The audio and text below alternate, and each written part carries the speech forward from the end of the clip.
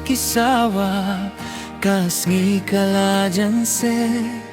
uchirman kasenggite kamit kalatlot tiyaw ki doktor kiwan kiyong late siya hospital Henry upait siya kipait ba uong dakasu kabajen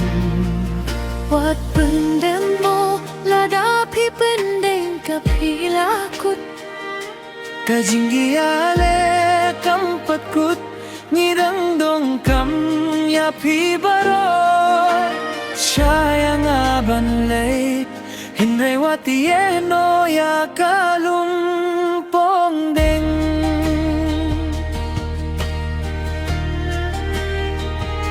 Haba kinunggiyarapi Ranga iyo siya kali Usikretari uwi Kiumat kituit nakikmar Uketya kajingke uong ngansdang sa mga Kajing sa tangan kanya iteng Namar karikam day bandem Nginyayen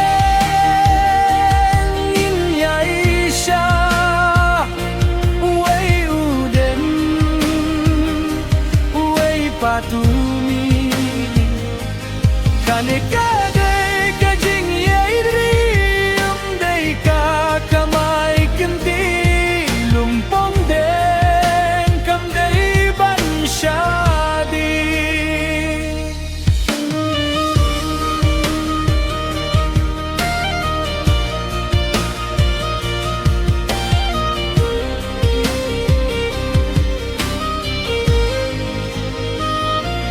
Siya pangni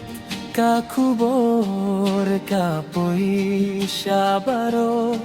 Usekretari ulas ng usyong hakaja kajongu Sani kalong ni binda Karayala kajong kapla Kaong da kajing senggeu kiawan join sanga Ngamday kanong gialam Hinray nga day kakni kari Ngan siya tangan lang ba't pinakabinta kikunjong Nginyayen,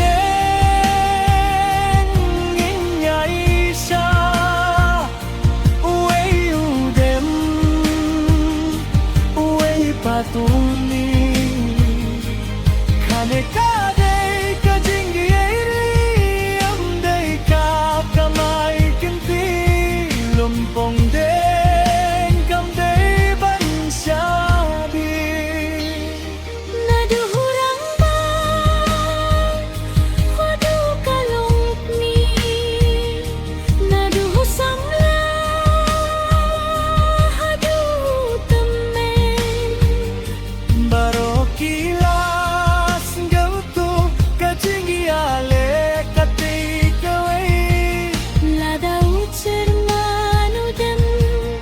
Ngibarongin kiyang Nginyayen, nginyay siya Uway udem, uway patumi Kalumpang deng kayem hakaminsim jongi Wat pendek